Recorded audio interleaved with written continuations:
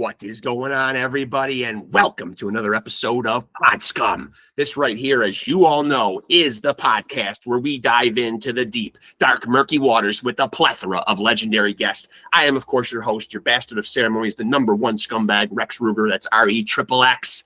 You might also know me as the King of Sleaze, a.k.a. the Hair Metal High Priest, and most importantly, a.k.a. Diamond David Lee Roth Jr. Even to the untrained eye, should be pretty obvious that you were looking at the son of glam, the front man for the band. Just smoked a few grams. I got a million fans. I'm your ice cream man, Mr. Wop Bop Loo Bop Wop Bam Bam Shazam. Hot damn. Feeling good? Everybody in the house, of course, looking good, including you all out there. You know how I accomplished that, kids. And, of course, coming to you, as always, from the Lavender Lounge of Love, and joined, as always, by the great Keith Hernandez Puppet. And we are bringing you the No Frills podcast. You don't get any frills, but you get something so much better, and that's thrills. What are the thrills, Rex? Looking at the face of a rock star, baby. The second greatest frontman to ever do it. And if you're watching this right now on YouTube, please make sure to like and subscribe and follow Pod Scum on Facebook. Today, we're diving into my other favorite realm, my passion, boxing. Going to be talking to a real live pugilist and a guy who can shed some expertise on the big. At the time of me recording this, it is July 16th. We are inside of a couple weeks away from a huge welterweight showdown.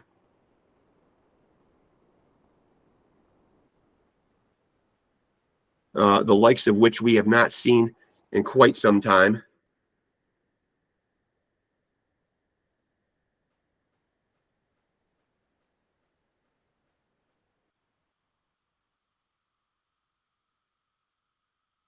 But one that is going to be exciting. This man has shared the ring with one of those combatants, Terence Crawford, who will be facing Errol Spence Jr. And let me tell you, folks, it's going to be an exciting one, very exciting, one for the ages, very reminiscent of the great welterweight clashes from back in the day, your Marvelous Marvin Haglers and your Tommy Hearns, Sugar Ray Leonard and Hagler, Leonard and Roberto Duran.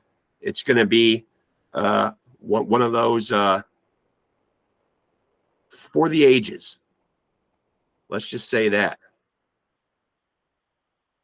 And, of course, this is another reason why this is the No Frills podcast, because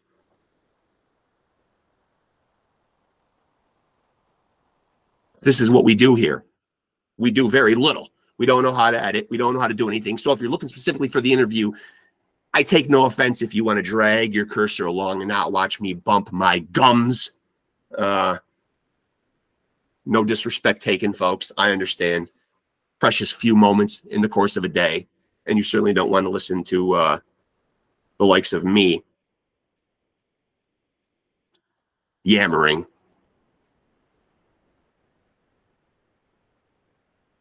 So we will get in here with our guest.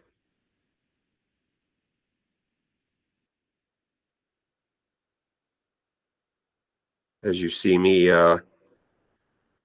yep, this is what I do. Put my old man glasses on here.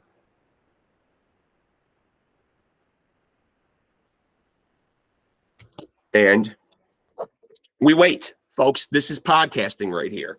I will tell you that podcast is going extremely well. And as I said, we're coming up on the 1-year anniversary of Pod Scum, and I've got some good stuff in store. I hope, fingers crossed, folks, to really celebrate. As I said, at the time of this recording, it is July 16th. July 28th.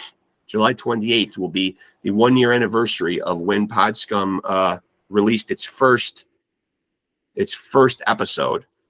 So very exciting. Very exciting.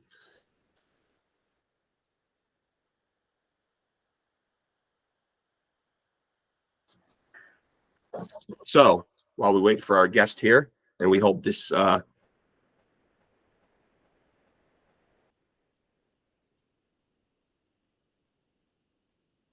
hopefully this will come to fruition here. Been having some technical difficulties going back and forth with my guest, but I bemoan nobody who has technical difficulties. Lord knows that my skills on the old computer are limited at best.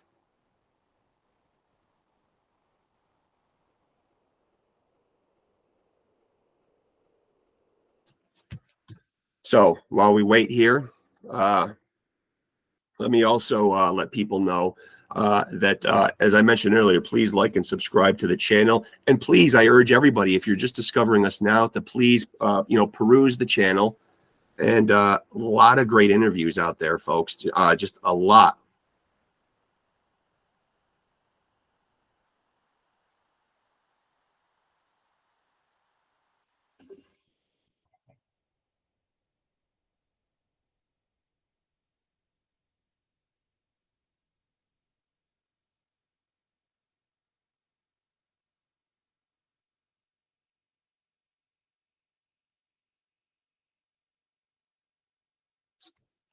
So I am in contact with my guest here.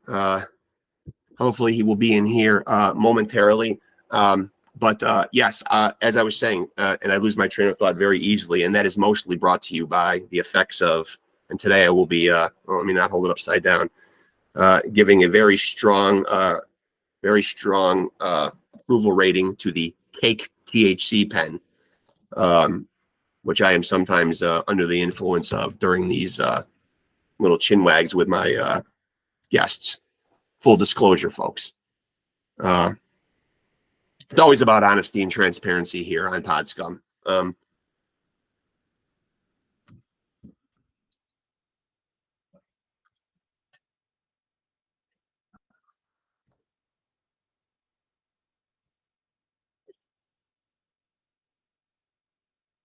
And my guest is texting me right now.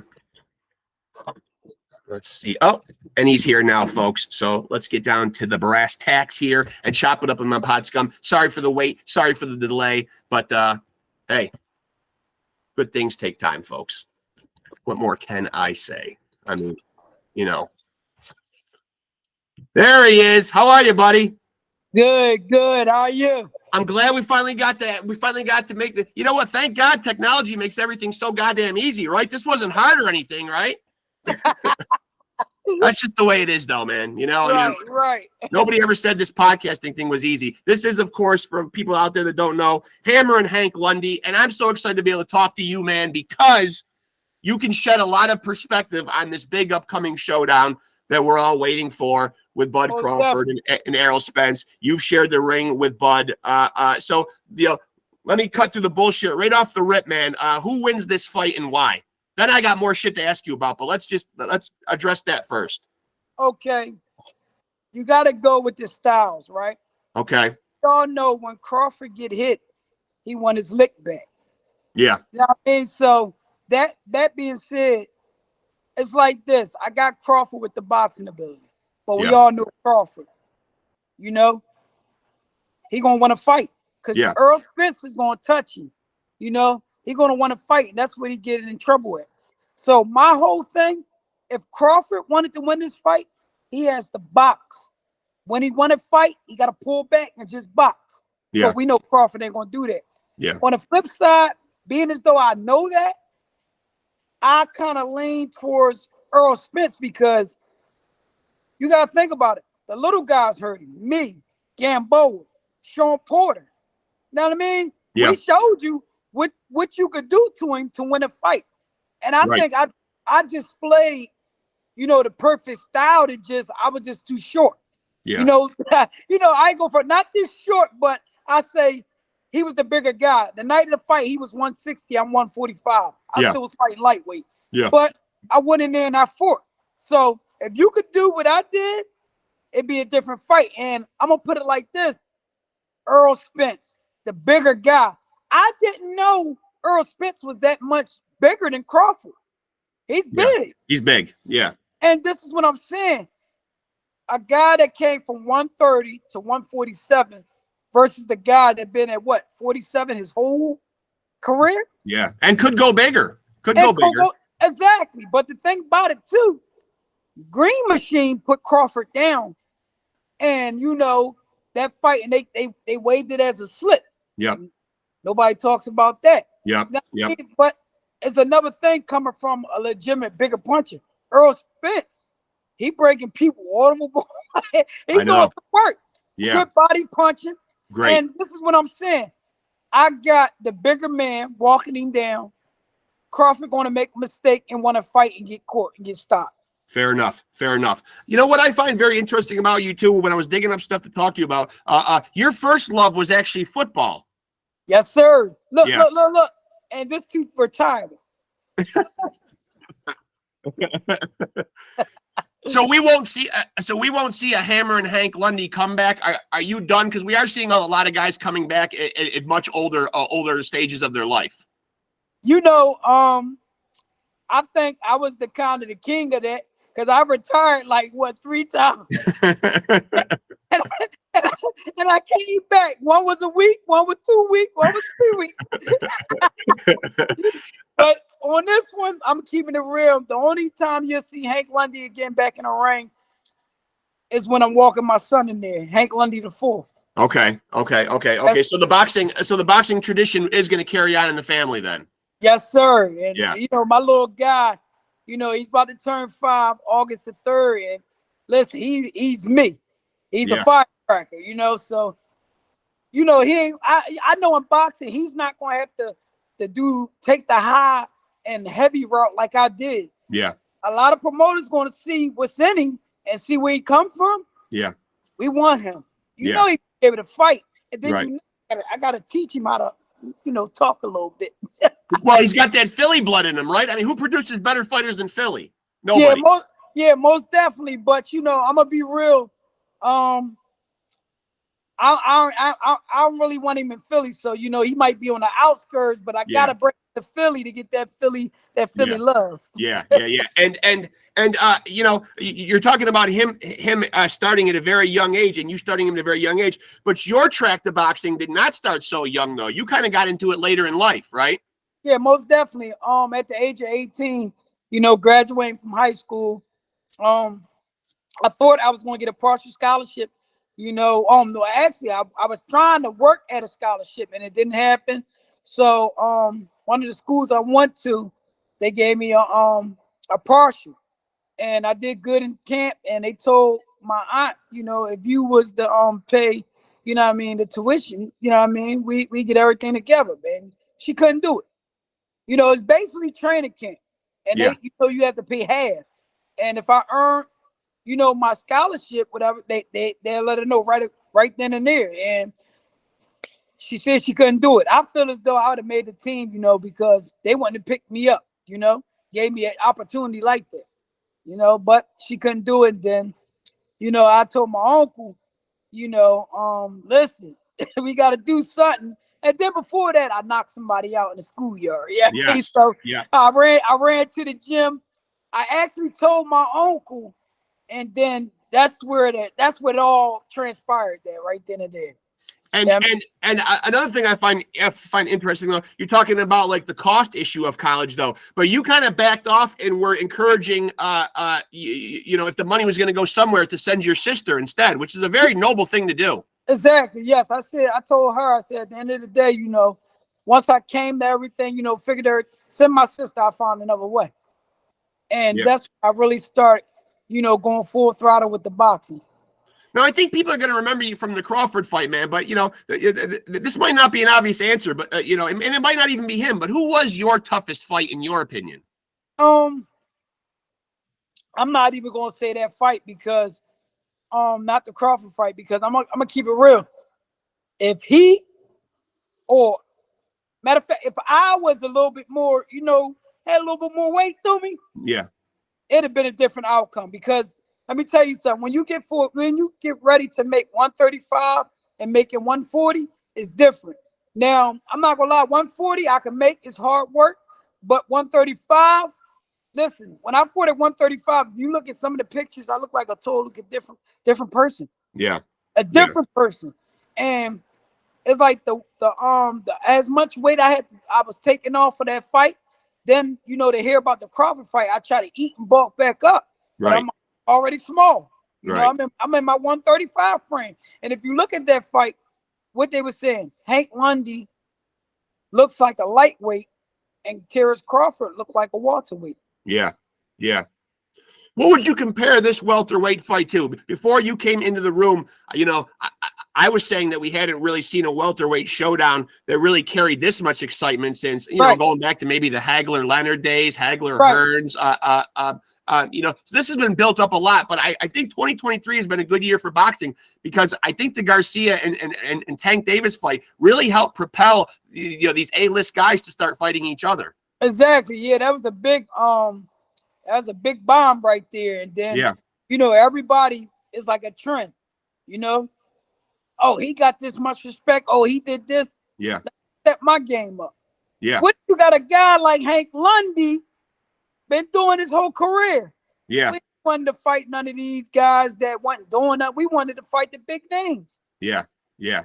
And do you think when a guy like Floyd Mayweather, when he retires at undefeated, do you think that he is kind of giving boxers the mindset that, you know, that you're not worthy of being considered one of the greats if you lose your O? It seems like a lot of guys are really obsessed on losing that O. I think that's what kept a lot of big fights from being made. Exactly. You know, and then that's when the cherry picking starts. Yeah. You know, I'm gonna be real. Like, you know, got a guy like me. This is my whole life. I don't care how big you is. I don't care how tough you are. I'm going to challenge you. I'm going to test you. That's my will to be great. You know what I mean? You know, at the end of the day, these guys don't want to do that. They want to get what they say, spoon fed. You know what I mean? Instead of having a silver spoon, they want to take the golden spoon. Yeah. Well, you know, and I don't think, you know, and you know, I don't think you lose credibility as a fighter to have a couple of losses. I mean, look at the great Manny Pacquiao. He's got like a half a dozen losses, but does that mean that we don't think he's one of the greats? I mean, and how many times he been champ? Let's talk and drink to that. Right. Let's talk and drink to that. And while you're drinking, I will take a toke off of my THC pen right here. Let's go, my guy. Yeah, let's go. And I'd like to get your opinion on what you think of these gimmick fights. Like, and I'm talking in terms of like when you see like these Jake Paul spectacles. You like these? Are they good for boxing? I'm gonna keep it real. If they feel as though, you know, they want to enter into the sport, you know, and do what they do, let them go ahead. But we're going to test you. We're going to want to see if you're going to come over to the real side. Right. Fight not the real side, but fight the real names, you know. You're doing good in that YouTube stuff, you know what I mean? But come over all the way into our world. Yeah. Let's see what you can do. You ain't got to fight no high price name or big name yet. But this is boxing, so if he come over, that's money. They gonna want to see it. Sure. See the real deal. So you might have to fight one of them names that's up there. You know what I mean? Yeah. So just dare to be great. That's all I say. Dare to be great. And what was your upbringing like in terms of like when you were little? You know, you talked about punching out the school bully when you're in high school. But were you getting into a lot of fights as a kid, or is this something that just came natural to you? Did you just realize that you had a good knuckle game one day? No, listen. My whole life I've been fighting. Yeah. You know, my mom was diagnosed with schizophrenia when I was like in 3rd grade. Mm-hmm. So that was kind of like a form for me to let out a lot of pain and frustration. So I used to fight a lot. And one fight, me and this guy, we couldn't stand each other, man. And it was crazy. Listen, little guy always had his hands, but I was a little strong too. Yeah. And, I get that. Yeah, man. And that's how everything happened. And you know, getting back to the, you know, because obviously it's big news, and I have you on here, and you are somebody who can elaborate because you have shared the ring with Crawford. Is there any way that Crawford, you know, I know you've outright picked Spence or whatever, but is there a way Crawford can win that fight though? And what would he have to do to win it? He's obviously can't exchange too much with Errol. Right, like I told you, I said his boxing ability. Yeah. You have to stay disciplined. When you want to fight, don't fight. Don't fight. If he get close and you in a corner, grab, hold, spin, let the referee break you apart. That way you can set and you be already at range instead of him being in your chest. Yeah. Use the ref. Make the ref earn his money. Yeah. And Listen, don't give everybody the Terence Crawford that we want to see. When a mug hits you or hurt you, you come right back and want to fight. Don't fight. You're gonna have to box smart, be smart. You're gonna have to kind of make this fight boring. Tell you the truth. Telling the truth. But we all know Crawford is emotional. He fights with emotion. Yeah. So a bigger guy could get him off his game. He gonna be in some trouble. What does this do for the winner of this fight, though? Does this automatically catapult them like right to the best fighter on the planet? I kind of say so, because right now Crawford got the credentials, Yeah. Errol Spence got the credentials. So right now in this era is another Hagler and Hearns. And when you were in the ring with Crawford, what was it that you thought that he did really well, and what did you think were his shortcomings? Obviously, you said that he'll act on emotion, and he does want to get in there and mix it up, and can't always separate himself from being able to do that. What were the things that you thought that he did really well when you were in the ring, or something that might have surprised you about him? Let me see. Sonny did real well. Stay and fight with me. Yeah. They know I like to fight. You know what I mean? Yeah. And he did that. Look. Cheers to you. Cheers. Absolutely. Cheers. Yeah, man. You are enjoying retirement, Hank. You are enjoying retirement. I like that. Look, 17 years dedicated to the boxing sport.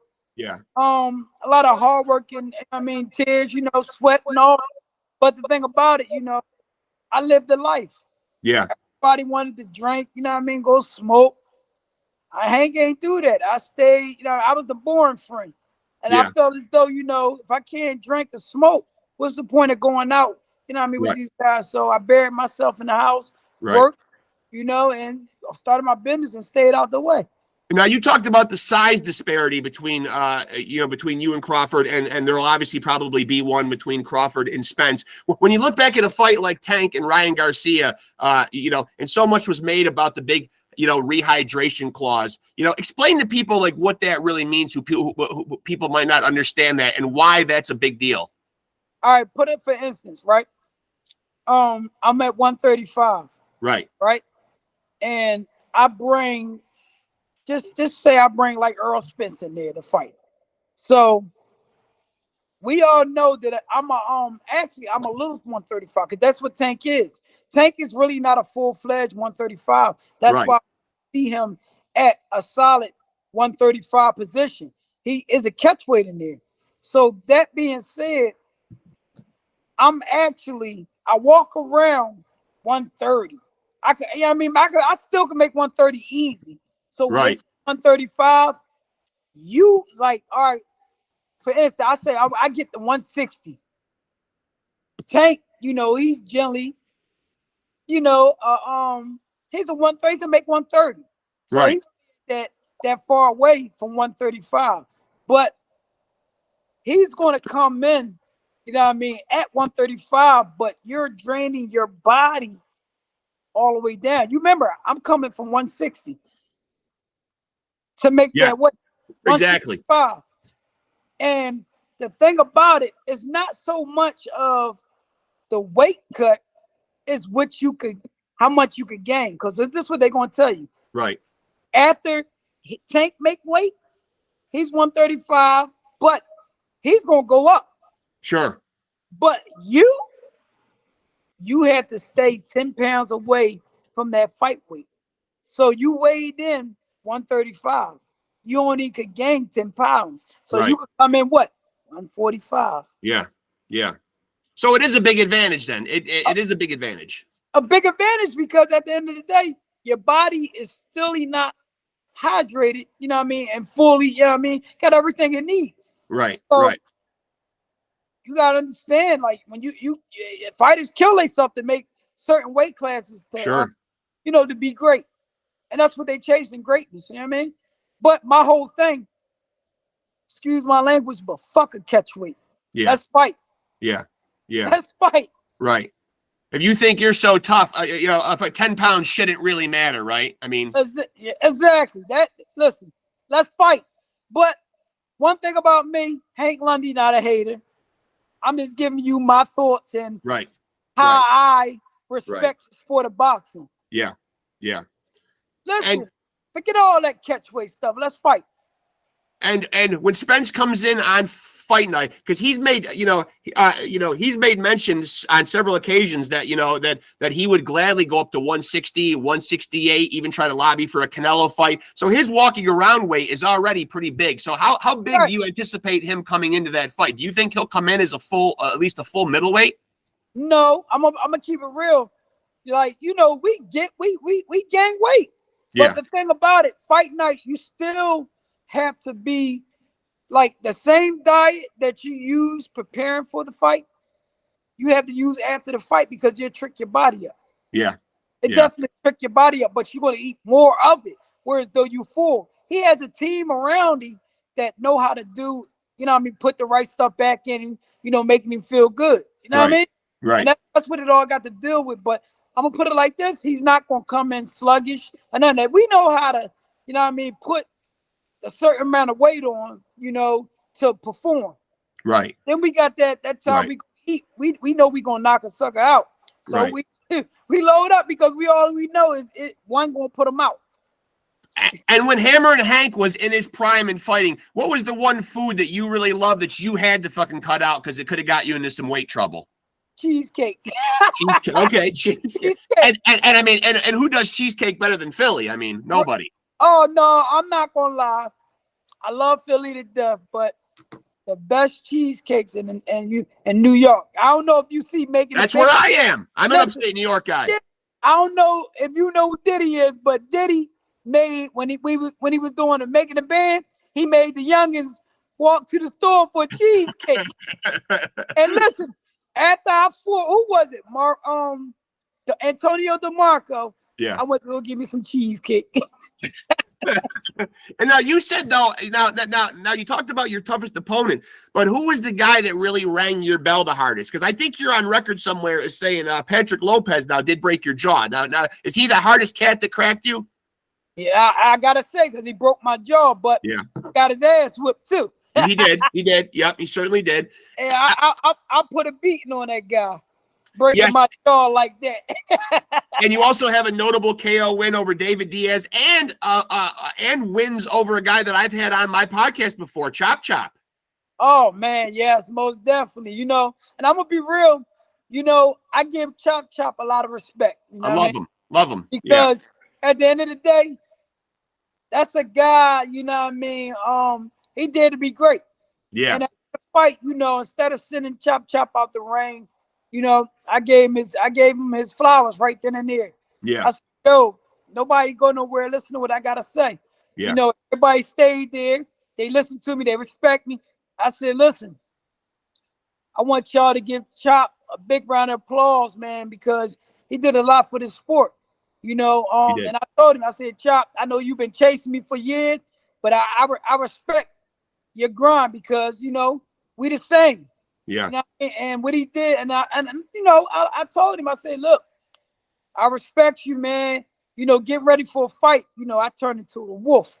You know what I mean? So anything goes. I'm gonna say anything I want, do anything I want, because I'm gonna get in your head. I'm good at that.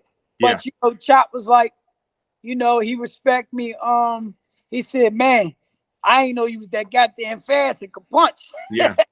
But much respect to Chop, man. That's one of my all-time favorites right there. I love the guy. And what I do like about him the best is early on in my podcasting career, man, he was one of my earlier boxing guests that I had on. And he gave me a great soundbite, because he was one of the few people willing to say that Floyd Mayweather hit like a bitch. So I love him for that. And that's what I respect, man. Guys like us, we're going to tell you the truth. Yeah. Who cares if that guy thinks he's the GOAT? You can still take shots at him and run him down a little bit. It's a competitive sport, Right. But, I know Floyd probably thought it was time for him to go. Yeah. Your body going to let you know. Yeah. It's like that love. When I first started, I had a ball of fire. I wanted to fight. Now I'm thinking, shit, if I fight, I'm going to go to jail. Right. You know what I mean? But it's like that in the ring. You know what I mean? It's like when you first start, you on fire. Then that fire start to dim a little bit. Then I'm going to be real. I got some losses. Got like 5 or 6 of them where it should have been wins, and the world all know it because they all win. Yeah. So unfortunately, and you make a good point, because we've actually seen that here in just the last month alone, where we've seen some terrible judges cards, we've seen some terrible referee stoppages, and you know, as an ex-fighter yourself, you know, do you have an idea or a thought in your mind that how we could rectify that? Because how can these judges turn in some of these fucking cards who have been doing this for a long time? I mean, a very case in point, the Devin Haney-Lomachenko fight. Say what you want about it, but a couple of those cards were very questionable. Yeah, exactly. Definitely was. You know what I mean? Aren't these guys getting trained on how to do this, or can anybody just sit at that fucking desk and make out a scorecard? For God's sakes, I score at home sometimes, and I do a better job than these guys. You know what I think was going to happen next? They're going to start getting some robots to do this. Yeah, technology. Yeah, they're going to start getting robots to do it, man, because, you know, a judge could be bored. Let's talk about that. Let's talk about that. We don't know what's going on the outside. A judge could be. I know. You make a good point, man. I love the retired Hank Lundy, because he's candid and honest, and he's telling you that sometimes boxing is full of shit. What job is it, you know? Listen, I'm going to tell you like this. If somebody think something of it, at the end of the day, they can write, they can talk, but they ain't going to dare step to Hank Lundy about it. Right. They're going to say what we want. So you made a good point earlier, man, about talking and getting inside people's heads. Who are some guys out there, like right now, who you look at and say, wow, those guys got the psychological part down pat? Because, you know, you can impose your physical will, but I'm an old school guy. I love a little bit of trash talking. I don't like when these guys going into fights are too chummy. You're about to punch this guy for 12 rounds, and he's about to punch you. It can get a little chippy, and I like that. Right. Yeah, most definitely. I say, I think right now, I know Tank do it. He does. Because I seen him doing this farm. You know what I mean? It's entertaining. Right now, we don't really had nobody like that. Well, you got Shakur. You know, Shakur's starting up. I like young bull. You got Shakur starting up. I like him too. You know what I mean? I only can say it. Nobody else really talk. And then, no, hold on. Then you got my guys, the Charlo brothers, because they talk. They talk. They talk. I remember we was at the Barclays, and you know, I forgot what it was. I don't know. I think it was the older brother snapping about something. Oh no, it was the younger one. The younger one is the more snappier. Yeah. One. So he was snapping, and then he walked by. He said, "Tell him stop ducking you too, Hank Lundy." And you know what I like about that younger Charlo brother, that I like about the Charlo brothers is, like, you know, that younger one is stepping in to take his older brother's place, and he's going to finally get himself a nice payday, getting to lock horns with Canelo. You know, I mean, most definitely. You know, that's what a brother would do. And that's a bold move, Hank. You got to admit, he's going up 2 weight classes here to face him. You got to understand. Listen, you see how big Charlo is, right? Mm-hmm. So you know, little Charlo, he just probably a little smaller. Yeah, shorter. That's all. Yeah. But the flip side, he probably just get big as his brother. He just on a special diet. Right. Yeah. Right. Yeah. I think he's usually 154, and the other one is 160. So one weight division. Yeah, it's 5 pounds. But the thing about it, I guarantee that the brother that's coming up in weight, I guarantee that he's, you know, on a special, you know what I mean, meal prepping. Right. Make that weight. Because, you know, and you can look at one, you know what I mean, one is, listen, that's my guy. Yeah. Yeah. But the other one, you know, I'm going to be real. I'm going to be real. A lot of people won't say this. One of them is sharper than the other one. I'm just going to put it like that. Yeah. You know what I mean? Yep. I agree. Other one, you know what I mean? And, you know, like I said, I'm gonna be real. The one is going up. He's sharp. Yeah. He's sharp. But the big brother, listen, he's sharp too, but he's sharp with his punching power. Yeah. And you know, so now that you're sitting home and retired and you're able to watch the sport as a fan, are there guys out there right now that you're watching from a spectator standpoint that have got you excited? Are there any guys out there that you're a fan of right now? You look, you can't forget Shakur, definitely Tank. My guy, Philadelphia guy, Gerard Boots. Yeah. I knew you were going to say Boots. I knew we would get to Boots eventually, man. And I'm glad that we did, man. I'm glad that we did, man, because he just turned in one hell of a performance last week. He really did. You gotta say the best for last. Yeah. Another Philly guy. Yeah. Philly guy all the way. You know what I mean? That's why I set it up like that. You know what I mean? To break it home. Now tell me why, though, man.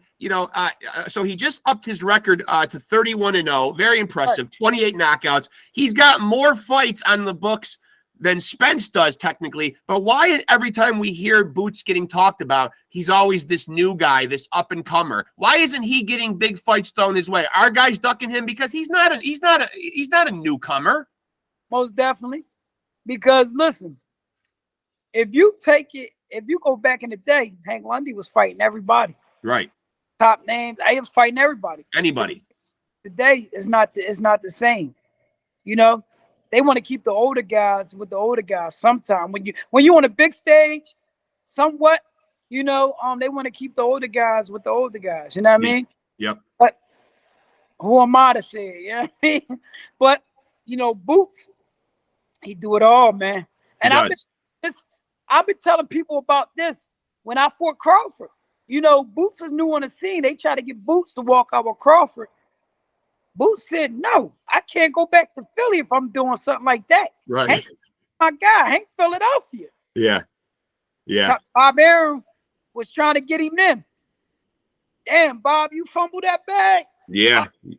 I told everybody they better get him. Yeah. Now does Boots deserve, and of course he's obviously gone on record as saying that he wants the winner, but does he deserve the winner of Spence Crawford? I mean, come on already. Yes. He does, right? He deserves it. Yeah. Look, this guy, I'm not going to front. It's a lot of fighters that he don't say turned him down that really could fight him, you know what I mean? And they could fight, but they turned him down. It's not his fault that these guys don't want to step up and be men. Right. Listen, if you want to be great, you got to dare to be great. Because at the end of the day, the young kid gonna get to the top fast. And when he got all them belts, you gonna have no choice but to see him.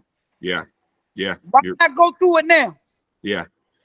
But the game ain't the same. You know what I mean? But like I told y'all, man, that boy, man, he's something special, man. I put it like this. He had two brothers in the game. You know what I mean? The dad. So he had all the time to sit back, watch, and learn. Yeah. That's what he did. He learned. Yeah. He already knew he was going to be, be that guy. You know what I mean? He already knew he going to have the skills. I know he did because, look, he grew up in the gym. I remember him running around in the gym. I'm sparring Demetrius Hopkins, Anthony Thompson. We had some guns in that gym. Yeah. I used to come all the way from South Philly to go up the uptown just to go spar with these guys. And Anthony Thompson and Demetrius Hopkins wasn't no joke coming back up in the day. Yeah. And listen, you know what's crazy? I actually think I made it through 4 to 3 eras of boxing. Yeah, you did. Yeah, you're right. I think I'm an OG. You are. You're no doubt you're an OG. No question about you're an OG. And so in Hank Lundy's mind, and of course, you always hear this term getting thrown around and bandied about, but is there a boxing GOAT? And who is the GOAT?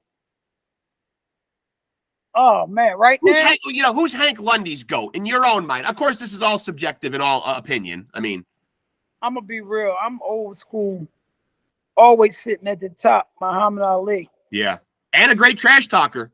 Yeah, I mean, invented it.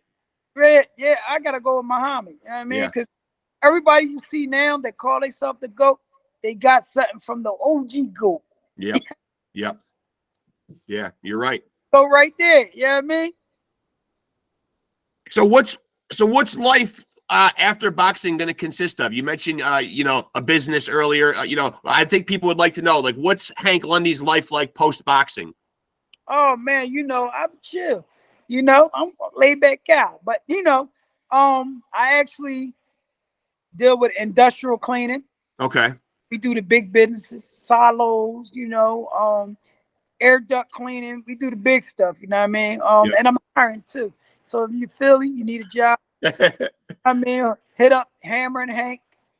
You know what I mean? 23 at iCloud.com. There you are, folks. There you go. RINIG 23. Yeah.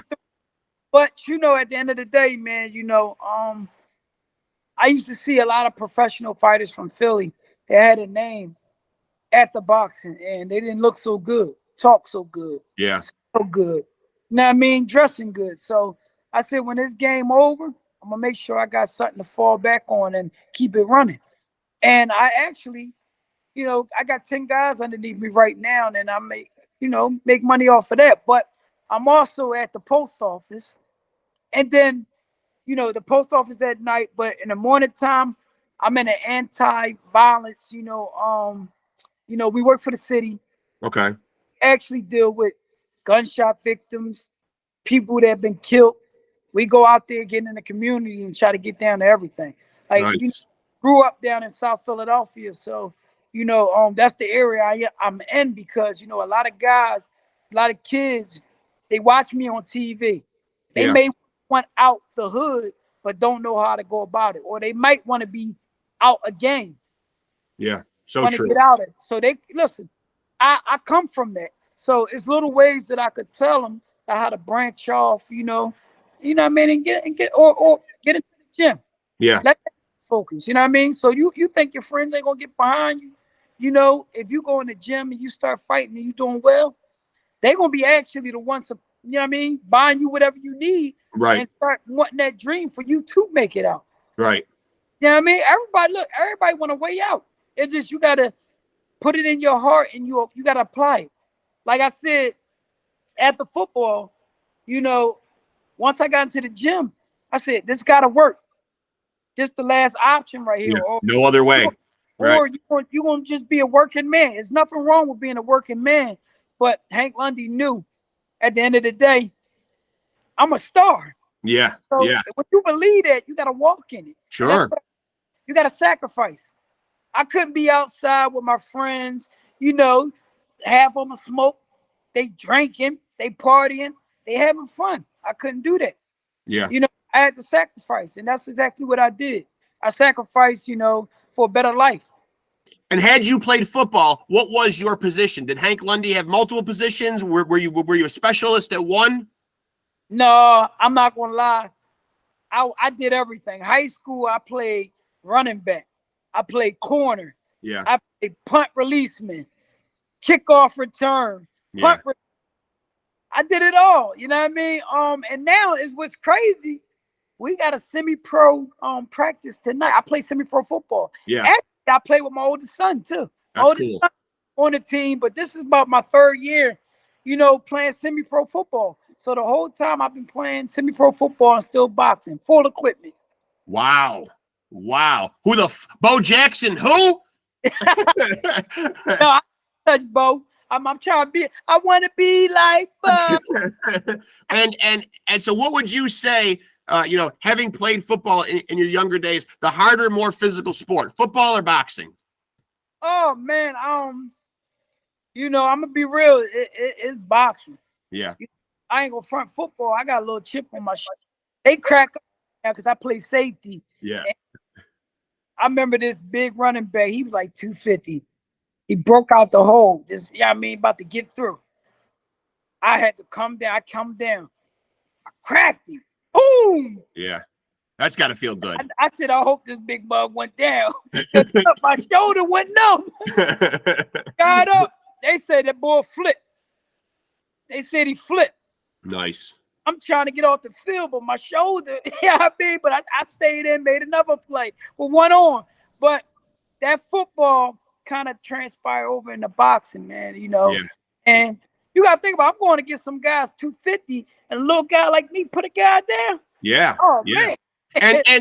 And you were talking about your young son and wanting to get him into boxing. What will your role be? Like, what do you want to be full on trainer, or do you kind of just want to get him a start and kind of pass him off to somebody else to train him, or are you going to see it all the way through? See, look, Dad always going to be there. Yeah. But I also know, going through this amateur process and all that, it's just going to be me and him probably. But if I got a couple coaches right now that are A1 trainers.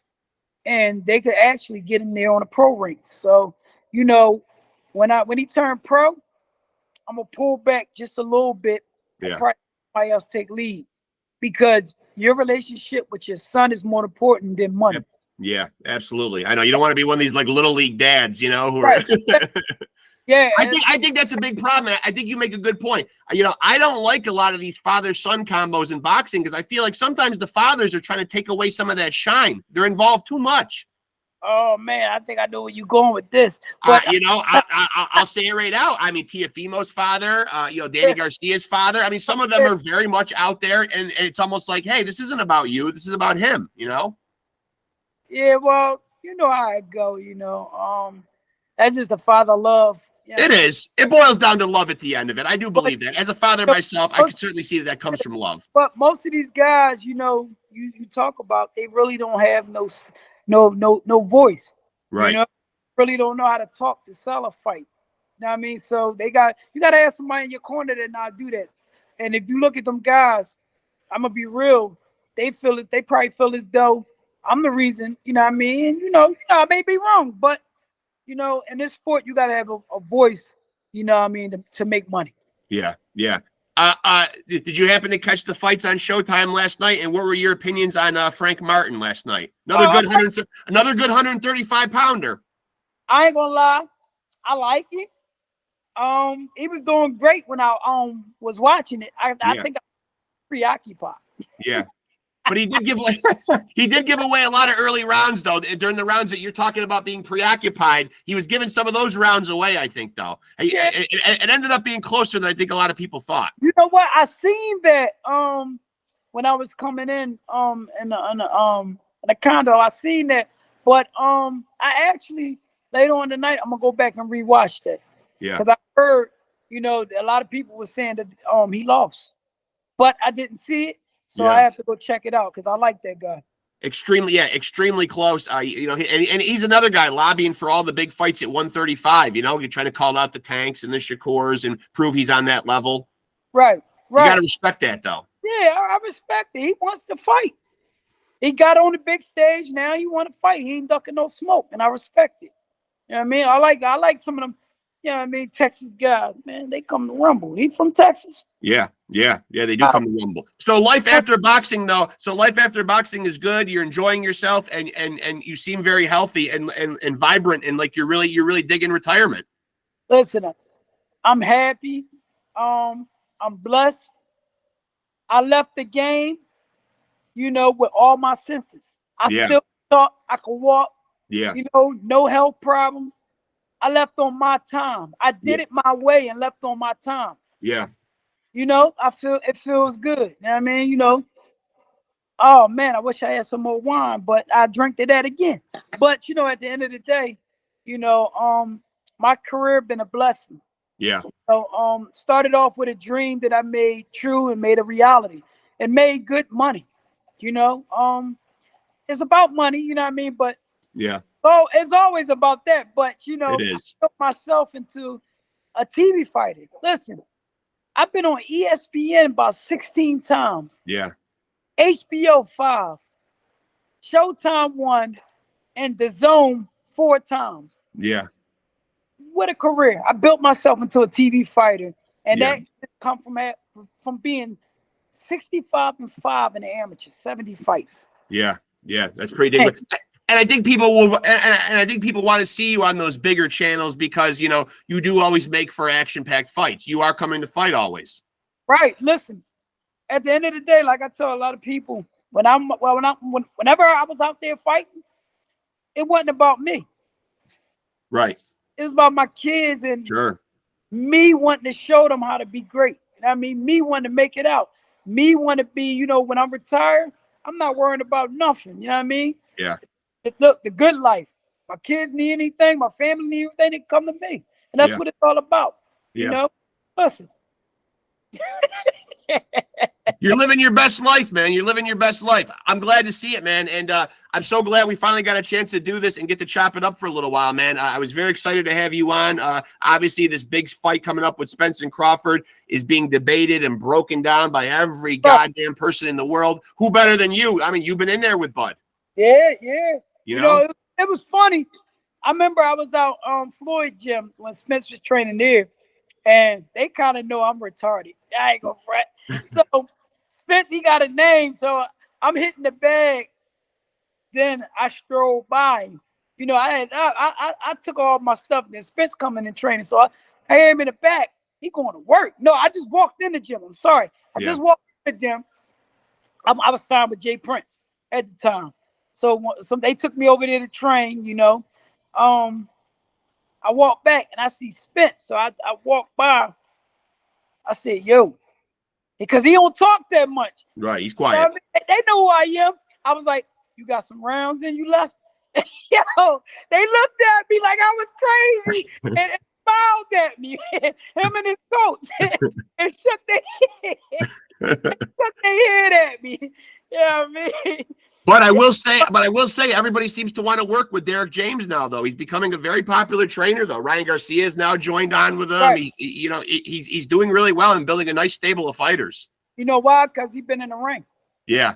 Most of these coaches ain't been in the ring. So yeah, a coach like that, you give him your opinion and tell him what you see in there. And a coach, he adapt to it. He'll tell you to adapt, not just adapt to it, but he's going to show you how to get the win, but you got to put your spin on it. Right. He understand it. Most of these trainers, what they looking at other people do the pads and all that, and think they're trainers ain't never been in this game. You know what I mean? Hey, look, I'm gonna be real. Hey, damn, son. What, did that punch hurt? I'm like, damn, champ, you took that one. Like, don't take too much. You know? Right. Might go out. and when you look back at your career, though, are there any fights that you really lobbied hard for that you didn't get, that didn't come to fruition? Was there anybody out there that you would have liked on your resume that you tried to get and didn't? Brandon Rios. Okay. Me and him was both signed to Karen Duncan. Okay. And I wanted him. I wanted to fight him. I didn't think he was like that. I'm being real. Yeah. I wanted to fight him. They wouldn't give it to me. Oh, Hank, if you don't stop calling this guy out, this and that. I said, listen, you either give me the fight or you could drop me. Give me a release. He didn't want to give me the fight because he knew I was a bad mug. Yeah. So he dropped me. I was cool with it. Got out the contract. Yeah. Hey, that's me wanting to fight the best. Yeah. Around that time, I was 18-0. Yeah. What was the reason for not giving him to you, though? Like, were they priming him for something? Did you feel like he was being groomed and that they were trying to keep him away from you? He was groomed. They were trying to keep him away from me. They was grooming him up, but they know he couldn't deal with Hank Lundy. Yeah. That younger Hank Lundy, I ain't gonna lie. Look, this Hank Lundy ain't got nothing but experience, but that young Hank Lundy was a dog. Yeah. Yes, indeed. But yeah. He was a dog. Yeah. Like, still got fast hands, but god damn, that younger Hank Lundy had some hands. Yeah. I put it like this.